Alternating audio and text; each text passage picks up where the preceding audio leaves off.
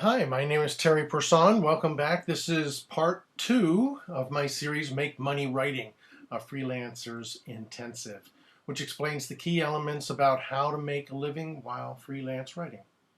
If you watched part one, you know that I've been freelancing for a living for a long time. I've worked both sides of the desk, acquisitions and freelancing, and really know this business well. So I've been doing this for a long time. This is how I make my living. It's my career. So welcome to part two. I'm calling this Popular and Trade Magazines. This is to give you an idea of what all these magazines are about. So we're going to hold on to what you did last time and just move forward slowly. And we're going to use that list you made last time very soon. I'm going to cover a number of criteria about magazines that is important to you to know when you're crafting an article. You'll need to understand these differences so that you can focus your article as deeply and generally as required by the particular magazine type. This is why you went through that list before. Although the separations I'll offer may sound as though they're common sense, they can lead the way to better understanding the magazine. So it's not always just common sense. There are a lot of things going on with the different types of magazines out there. We'll slowly get into that deeper and deeper as we move forward. Ultimately, the best way to understand a magazine is to buy or acquire several copies and read them front to back. Editorial focus as well as writing style may vary within a magazine, and most assuredly from magazine to magazine. A lot of magazines bridge how deep they run articles. Some of them go very deep, and some of them are very shallow, and some have both. So look at the magazines, get an idea of what the editorial is doing. I'm going to cover popular magazines, trade, business, or business-to-business magazines, and scholarly magazines, as though they are separate categories. First off, is their overall appearance and what type of audience the magazines are hoping to attract. So we're all pretty familiar with some of these. The popular magazines are often have eye-catching color covers.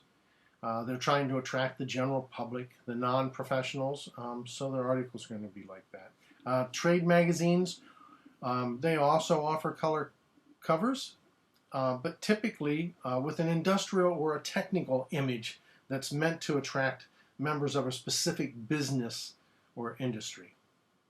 And in scholarly magazines, they're often very plain covers. They don't put a lot of money into the look of the magazine because they're going out to professionals and researchers in a particular profession. So there might be a color image and there might be a black and white image depending on how much money the association or the scholarly magazine or the university or whatever has. And this includes literary magazines. It just depends on how much money they're spending, what they're going to have.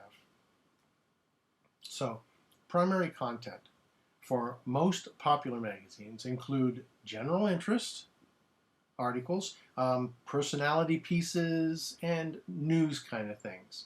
The articles are subject to editorial reviews only. That's the editors of the magazine. And these editors generally accept pieces based on their wide appeal and their interest to a lot of their circulation.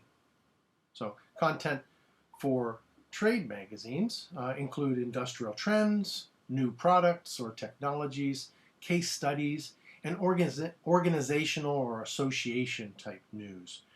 If there's something going on in an organization, they might want to cover it so that everybody else in that business understands what might be coming down the line as far as regulations and that sort of thing. These articles are also go through an editorial review, just like the ones for consumer magazines, except that the editors are typically industry experts or are looking, and they're looking for more in-depth and understanding of a particular subject matter.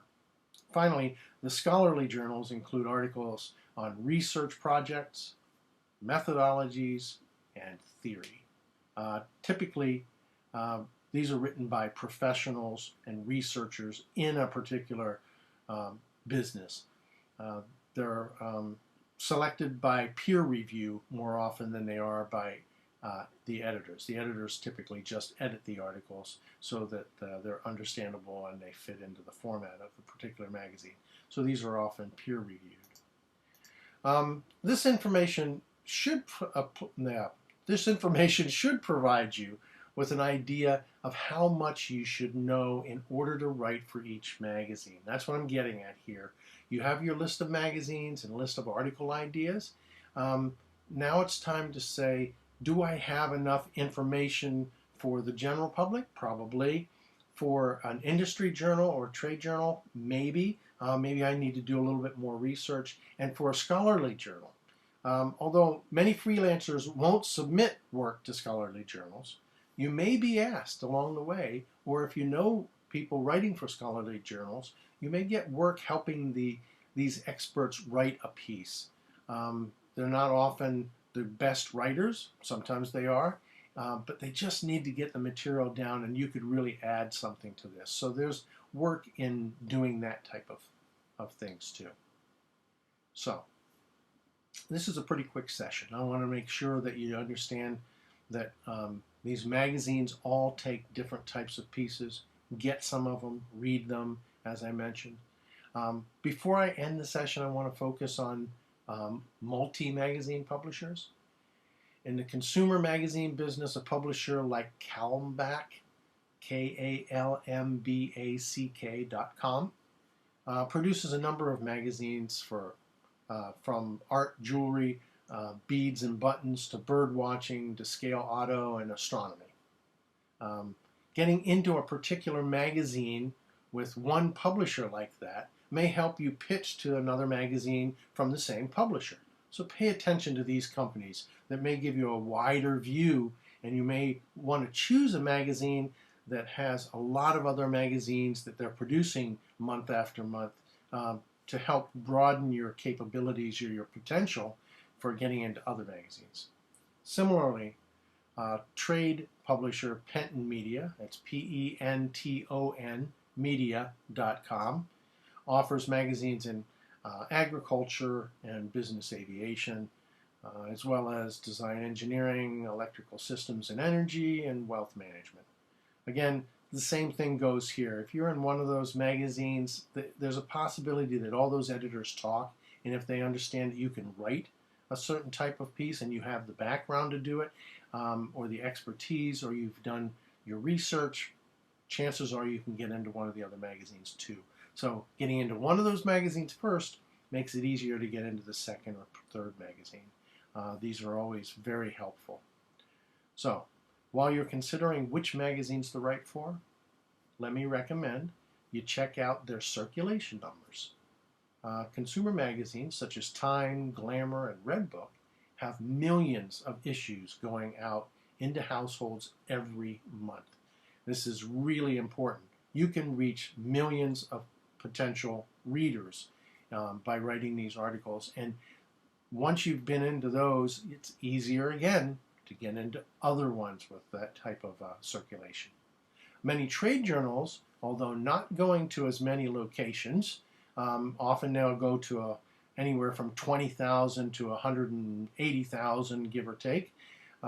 They do go directly to professionals in a particular niche. This is very, very important if you want to be known for certain types of articles. Again, I write technical articles. If I'm in the technical journals and the other editors see that I'm getting published there, that's very helpful for me. Often you can reach 80% of one group of professionals by showing up in a single trade journal. So that's really an important thing to think about too. So get a hold of some of those journals, read them cover to cover, see what they're up to. Again, you can download my list of top circulation magazines in the consumer business from my site. It's in the events section. So it's terryperson.com. In the events section, you'll see you know, class number 2 downloads or something like that with the top circulation magazines in this country. I hope you enjoyed this class, very quick, and I look forward to moving on to the anatomy of print magazines, which will provide you with all the parts of the magazine as well as some inside information that I happen to know about how to break into a magazine you haven't published in yet. So, I look forward to this, and I will see you soon. Thank you.